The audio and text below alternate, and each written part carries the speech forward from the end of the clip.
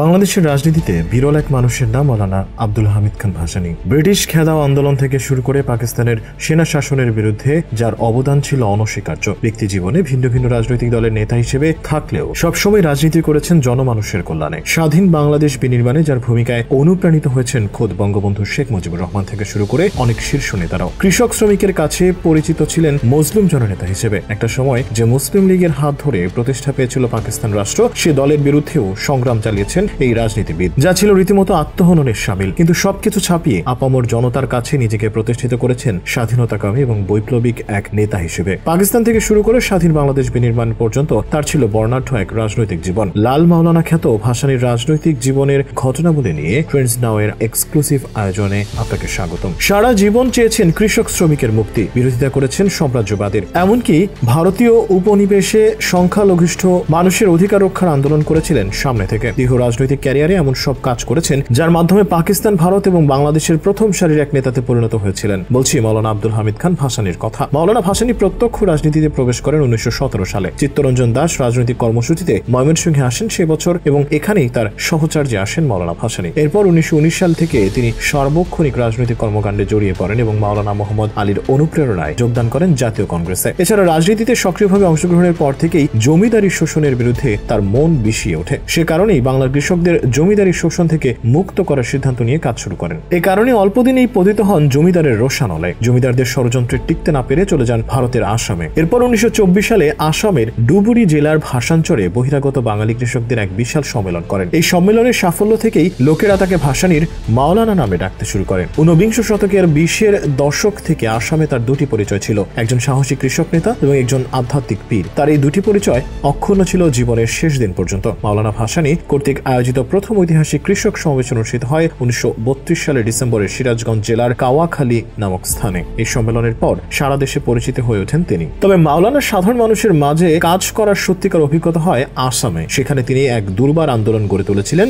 Line প্রথার বিরুদ্ধে। 1947 সালের 17 মার্চ আসাম দিবস উদযাপন করতে যে মাওলানা প্রথমবারের মতো গ্রেফতার হন। জেল জীবনের সাথে এই অভিজ্ঞতায় তিনি কোনোদিনও মুষড়ে পড়েননি। 1947 সালের 6 ও 7 জুলাই তারিখ অনুষ্ঠিত সিলেট গণভোটে মাওলানা অংশগ্রহণ করেন সক্রিয়ভাবে। তার অক্লান্ত চেষ্টায় দেশভাগের সময় পূর্ব বাংলার সাথে যুক্ত হয় সিলেট। 1947 সালের 14 আগস্ট যখন পাকিস্তান স্বাধীন হয়, মাওলানা তখন কারারুদ্ধ ছিলেন আসামে। সেপ্টেম্বরে কারাগার থেকে মুক্ত হয়ে তিনি টাঙ্গাইলে আসেন এবং টাঙ্গাইলের সন্তোষে স্থায়ীভাবে বসবাস শুরু করেন। আমৃত্যু এই সন্তোষেই ছিল তার আবাস। এই সন্তোষ থেকেই বাকি জীবন নেতৃত্ব দেন, পরিচালনা করেন নানামুখী কর্মকাণ্ড। জমিদার, জোতদার, মহাজনদের বিরুদ্ধে সংগ্রাম করেছেন, ব্রিটিশ শাসকদের বিরুদ্ধে আন্দোলন করেছেন, সংগ্রাম করেছেন পাকিস্তান প্রতিষ্ঠার জন্য, পাকিস্তানে গণতন্ত্র প্রতিষ্ঠার জন্য। প্রথমে আওয়ামী মুসলিম লীগ, পরে আওয়ামী লীগ ও ন্যাশনাল আওয়ামী পার্টি গঠন করেছেন। কৃষক সমিতি ও শ্রমিক সংগঠন গড়ে তুলেছেন। একাধারে নেতৃত্ব দিয়েছেন কৃষক শ্রমিক আন্দোলনে। লড়াই করেছেন সাম্রাজ্যবাদ, পুঁজিবাদ ও সাম্প্রদায়িকতার বিরুদ্ধে। খেপে উঠেছেন ধর্মান্ধতার বিরুদ্ধে। সংগ্রাম করেছেন সমাজতন্ত্র প্রতিষ্ঠার জন্য।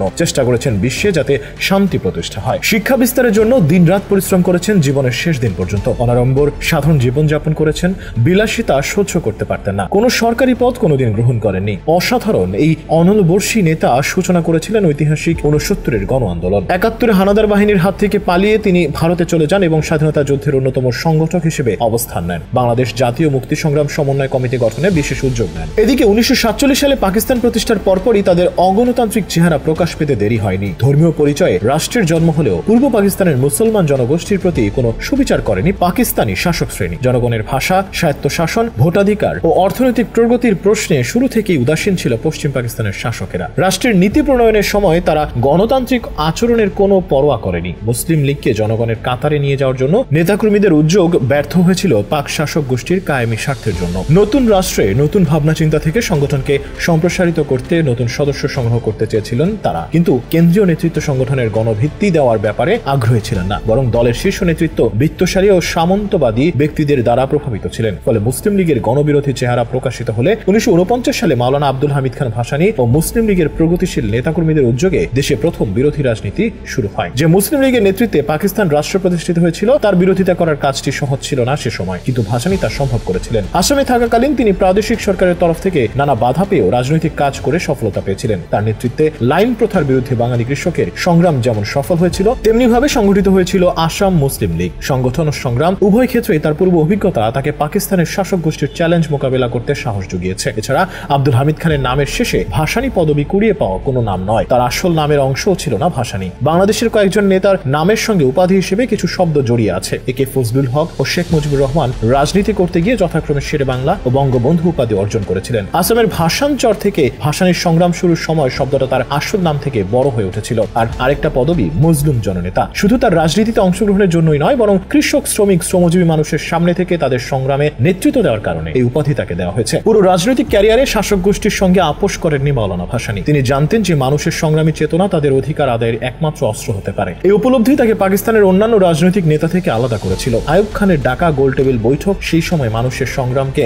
ভুল পথে চালিত করতে পারে বুঝতে পেরে তিনি সেই বৈঠকে যোগদানের আমন্ত্রণ প্রত্যাখ্যান করেছিলেন। শেষ পর্যন্ত ভাসানীর ধারণাই সঠিক প্রমাণিত হয়েছিল। গোলটেবিলে আলোচনা থেকে কোনো ফল আসেনি, বরং এক সামরিক স্বৈরাচারী শাসকের হাত থেকে রাষ্ট্র ক্ষমতা নতুন সামরিক স্বৈরাচারী শাসক ইয়াহিয়া খানের হাতে হস্তান্তরিত হয়েছিল। ভাসানী তার কর্মজীবন শুরু করেছিলেন এক মক্তবের শিক্ষক হিসেবে। তিনি মক্তবের শিক্ষক হিসেবে ঝামেলা মুক্ত সুন্দর জীবনযাপন করতে পারতেন, কিন্তু তা না করে আমৃত্যু এক সংগ্রামীর জীবনযাপন করে গেলেন। প্রথমে আসাম এবং পরে পূর্ব বাংলা ব্যবস্থাপক সভার সদস্য নির্বাচিত হয়ে তার মধ্যেই কাটিয়ে দিতে পারতেন তার সময়, কিন্তু তিনি তার জীবন শুরুই করেছিলেন পুঁজিবাদী বিরোধী হিসেবে। তাই সে মানুষের কাছে সাধারণ আট পৌড়ে জীবন কখনোই কাম্য হতে পারে না। এছাড়া মুসলমান কৃষকদের কাছে মাওলানা ভাসানীর ভাবমূর্তি ছিল এক ধর্মীয় নেতা বা পীর হিসেবে। তাদের পানি পড়া দিতেন, একই সঙ্গে তাদের চিকিৎসকের কাছে যাওয়ার পরামর্শ দিতেন। এতে প্রমাণ হয় যে তার পীর পরিচয় থাকলেও তিনি নিজে পীরগিরিতে বিশ্বাসী ছিলেন না। সাম্রাজ্যবাদ ও সামন্তবাদ বিরোধী নেতা ছিলেন মাওলানা ভাসানী। এ কারণে নিজে কমিউনিস্ট না হয়ে কমিউনিস্টদের সঙ্গে তার সম্পর্ক গড়ে ওঠে।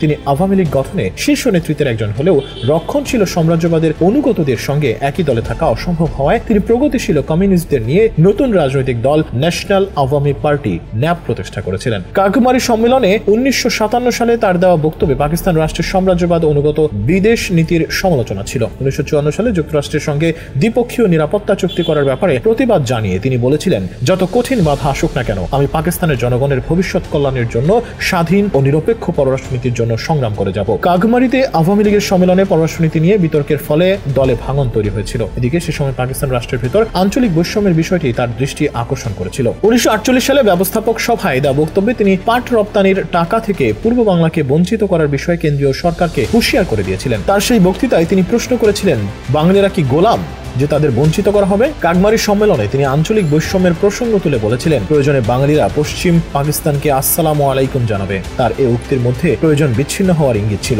মাওলানার রাজনৈতিক শত্রুরা তাকে জ্বালাও পোড়াও রাজনীতির প্রবর্তক বলেছেন। বিদেশি সাংবাদিকরা তাদের প্রতিবেদনে তাকে প্রফেট অফ ভায়োলেন্স বা নাশকতার নবী বলে আখ্যায়িত করেছেন। তিনি কি আদতে সহিংস নীতির পক্ষে ছিলেন? তার রাজনৈতিক সংগ্রামে কোনো আপোষ না করার নীতি তাকে এভাবে ভুল ব্যাখ্যা করার পেছনে ভূমিকা রেখেছে বলেও উল্লেখ করেন অনেকে। মৃত্যুর পর ইতিহাসের পাতা থেকে মাওলানা ভাসানীকে মুছে দেওয়ার কিছু প্রচেষ্টা লক্ষ্য করা যায়। পূর্ব পাকিস্তান আওয়ামী লীগের প্রতিষ্ঠাতা সভাপতি ছিলেন ভাসানী, অথচ সেই আওয়ামী লীগ তাদের প্রতিষ্ঠা বার্ষিকীতে তাকে স্মরণ করে না। মাওলানা ভাসানীর রাজনীতির এক সময়ের তরুণ সমর্থকদের একটা অংশ পরবর্তীকালে ক্ষমতা প্রত্যাশী হয়ে তার আদর্শের সঙ্গে বিশ্বাসঘাতকতা করেছেন। তবে সব মিলিয়ে যে জীবন কাটিয়েছেন আব্দুল হামিদ খান ভাসানী তা বাংলাদেশের রাজনীতির ইতিহাসের অনবদ্য এক অধ্যায় হিসেবে বিবেচিত হবে।